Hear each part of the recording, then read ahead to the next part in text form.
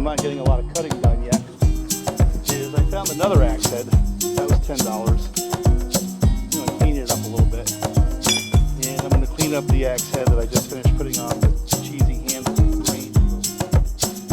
Wind off the flares, and then I'm going to put a different attachment just to clean up the teeth.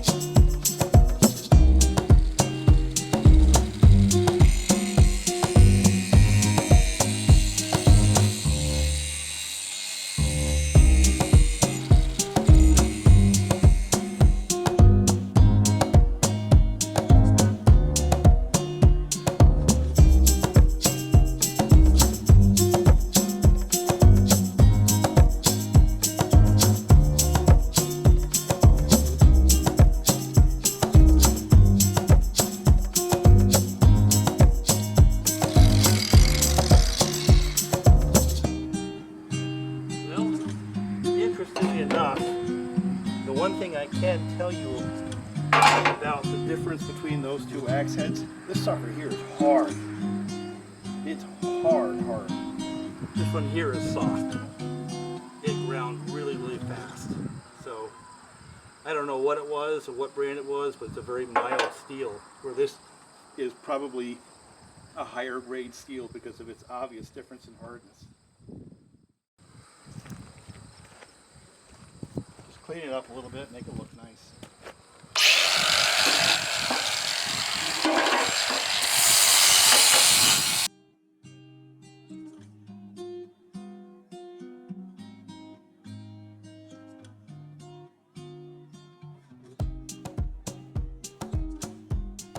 This is going to be my new wedge driver.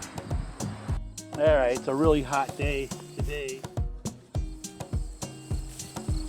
I'm going to run this saw right here. Before I do that though, I want to start with putting a little bit of a sharpening on the chain.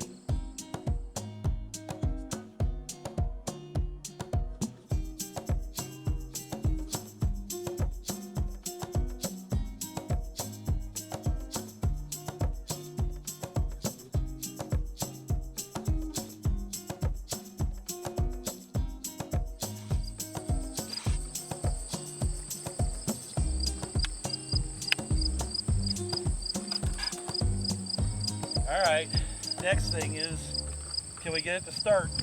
That's the most important thing for me, is can the damn thing start?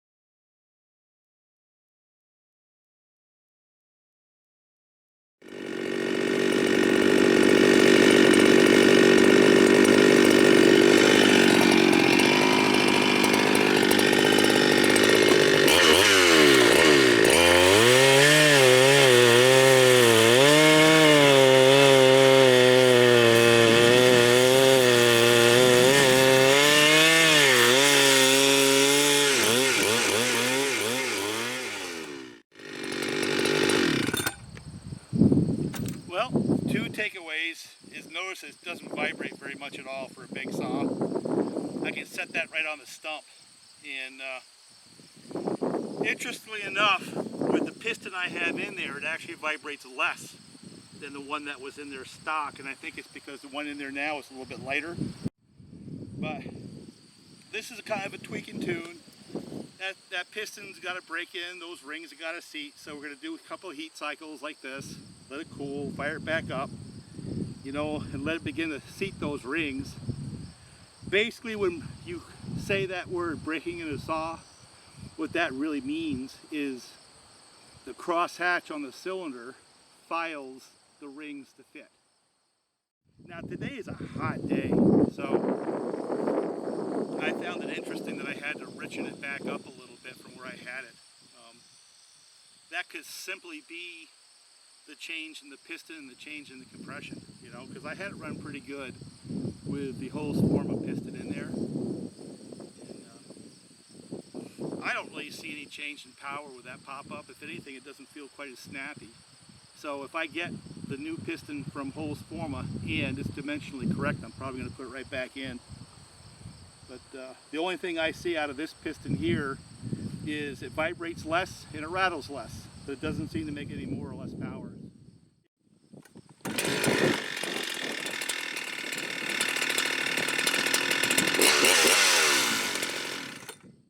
I don't have the arm strength like this anymore, so I have to drop it to get the RPMs up to the point where that ignition will fire.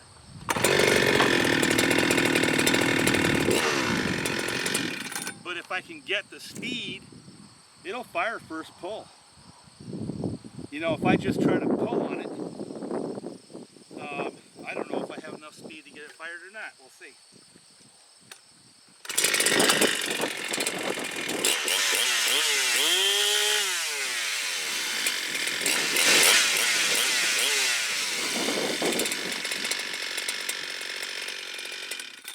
I guess I can. You know, you got to think about this for a second.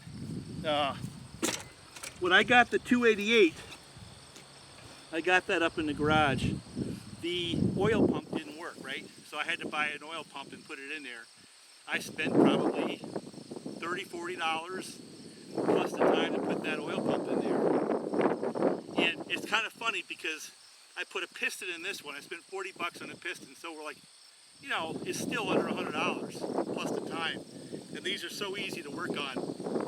Me putting a piston in this one, I just kind of did it in a couple hours, it was done. So, which saw really started out in a better place? This saw or the 288? And my logic is they started out in the same place because I had to replace a fairly important part on both saws. But if you kind of go with the logic that most people are going to start with, they're going to say the 288 started because the piston was good, the oil pump was bad. Well, I can't run this saw without an oil pump any more than I can run the saw with a blown up piston. This saw didn't stop. I just didn't like the sound. I think it would have died prematurely.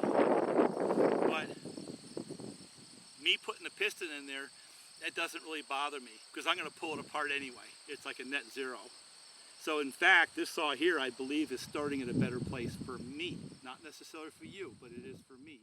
The peripheral parts that are maybe not exciting, but are required for a saw to actually be a work saw in any kind of environment, on this saw are better than the ones that were on the 288, meaning that the oil pump pumps oil, you know, and it rattled.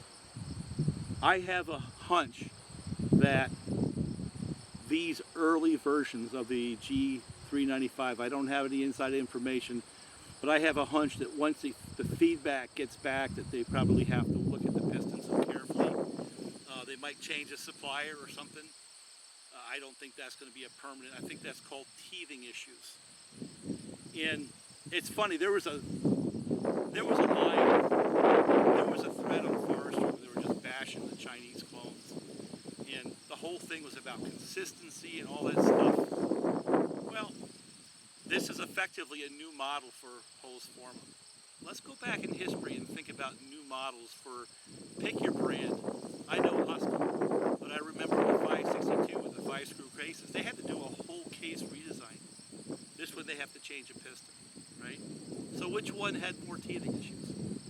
And I remember the X-Torques, man, they used to eat up PTO side bearings, you know, like I do candy. But that's somehow okay. It turned out that it was a blending of issues. I just had to change a piston. It didn't blow up yet. I can go on and on. They had to completely redesign the 362 steel did. You know, there's a second version. I had to change a piston. So that whole line, when you've been around as long as I have, it really doesn't hold water as an argument. If you try to apply the same standards to some of the very famous saws out there, all of them had teething problems when they first hit the marketplace. You know, I understand the philosophy of, hey, this is a copy and all that, but as far as they're concerned, it's a product they manufacture and they're going to develop it and debug it like they did with the 660s. I'm not trying to sell the idea of the Holsfforma and the Chinese clone saws. That's not the point here. My point is that the objection is an emotional one first, and it could be totally legitimate. I'm not going to argue that case. And then they try to wrap facts around it. Absolutely true that there's a bunch of junk out there as well that comes out of China. There's a whole bunch of other brands that use some of the same suppliers that these come from in a variety of different saw models, and some of them are total junk. I'd say that some of the ones that come out of Farmertech are total junk, but there are some that are not. This one's not junk. The 660s are not junk. The 361s were hard to debug, but once debugged, that was a pretty decent saw. And yeah, I mean, as compared to buying an OEM saw for 2 or 3 times the money, they're not as stable. You know, they don't have as stable a dealer network system. That's all legitimate. And the design is based off of someone else's. But that one there, you know, I understand that. So I understand the emotional part of it. But I don't translate the emotional part of that discussion into the mechanical discussion, you know, whether or not these are decent or not. I just try to shut that out. And when I see a product or have one that looks like it might be interesting, I don't really care where it comes from. I'm just going to shoot straight. It's either junk, it has some problems, or I like it, or some combination thereof. And this one here is a combination. Piston was dimensionally incorrect. I put another piston in there. It's running better. I'm tweaking and tuning. I'm having fun. This saw right here is a platform that's going to be a lot of fun to build on, you know, assuming I can stay young enough to actually run it. I mean, whether you start from an OEM version of this saw or one of these, you're still going to have fun. And to me, that's the definition of win. And I hope Holsfforma listens to some of the videos and fixes the piston.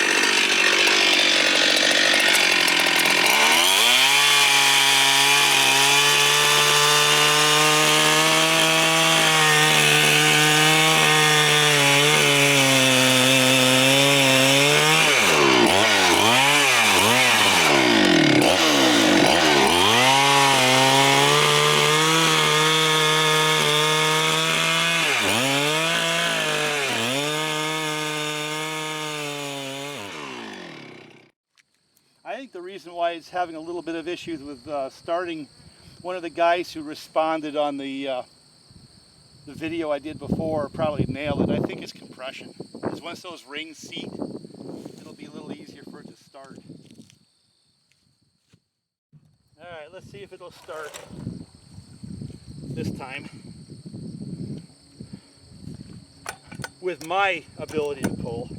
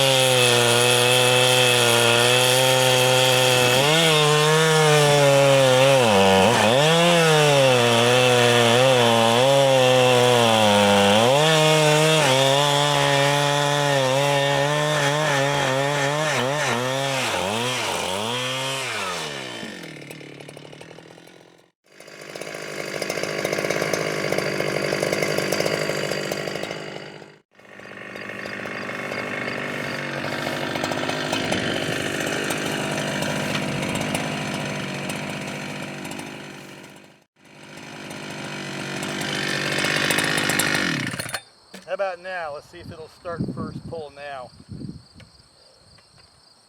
with my arm speed.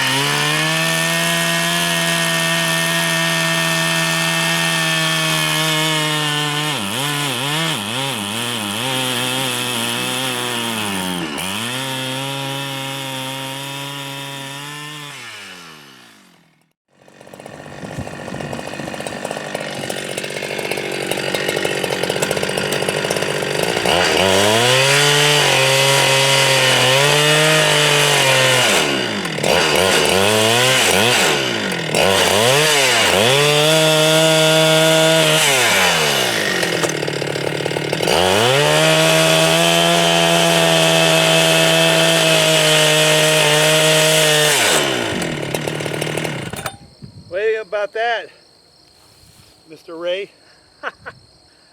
That's just the preferred hand filing. Yeah, notice I was able to just let it eat its way right through, bore cut. But one of the things that I really enjoy the guys that go after the sharpening, because that's a skill. You know, it's kind of like an art form. And where I come down on that is this. Is the square get ground chains that I've run all cut good, but the guy who did them focused on speed and they were a little grabby, so the bore cutting was a little bit tough to deal with. And my hand filing, I honestly can say is okay. It's not great, but I get exactly what I'm looking for, just simply because I've done it for so long. A quick touch up with that preferred tool gets you what you're looking at right now. And while that may not win any cookie cut races, it actually works pretty well, you know. And I'm doing a lot of just letting the chain feed, just to sort of make that point. This thing's got all the power in the world. I can just lean on it. It's not going to slow it down. But the way the preferred does the relationship between the raker and the gullet and the top plate on this, it works okay. It's not great, but it works okay. But I was looking at one of those videos, and it was actually a good point because, you know, like I said, a grabby chain to me is as bad as a dull chain when I'm trying to bore cut. The thing's trying to pop out and kick me right in the stomach. So getting that right blend between the chip that's formed based on the top plate and the raker, and of course the gullet makes a difference. And, but that balance between the raker and the top plate is everything to me. Get that right, and it's a smooth cutting chain. I go out in the woods, I start plunge cutting and doing the things I do, and I worry about getting the tree down versus whether or not that thing's going to kick back and hit me in the stomach. So that little demonstration actually meant something to me. So I don't usually talk about other people's channel, but that one there made a bit of an impact for me. So we'll do a few more. We'll just let it feed down, feed right through the log. Like I said, it may not win any races, but it's a safe chain, and if I lean on it, it'll cut. See if I can get it started now.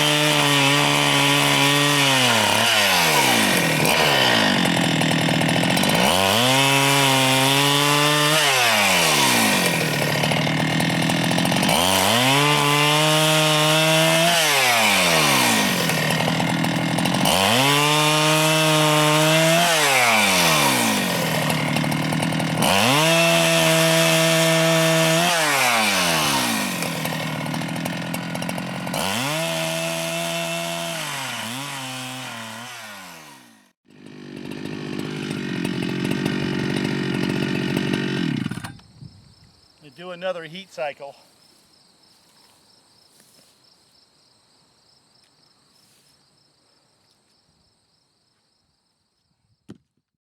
All right, one more time. I'll see if it'll fire, and we'll finish off that one log. And I'm getting hot, so I need to get something to drink pretty soon. So I think if it fires up and I can noodle that block right there, I'll call it a video. And by the way, this is kind of what I do to break the saws, and I guess I didn't really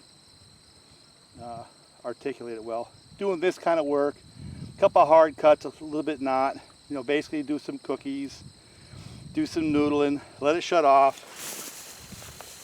And really what we're doing is we're breaking in that little red barn piston is what's happening right here, you know.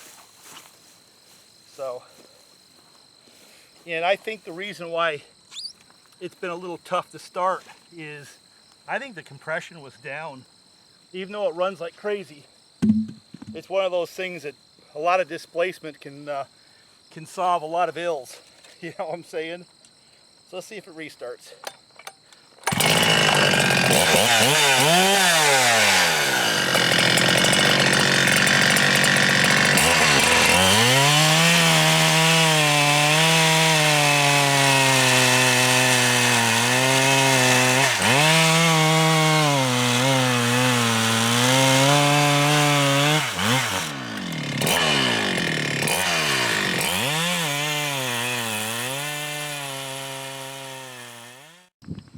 Well, I took a couple of whacks with this to see whether or not it was going to shake itself loose at all. You notice that it's already going back to black. You know, it's like a black oxide almost.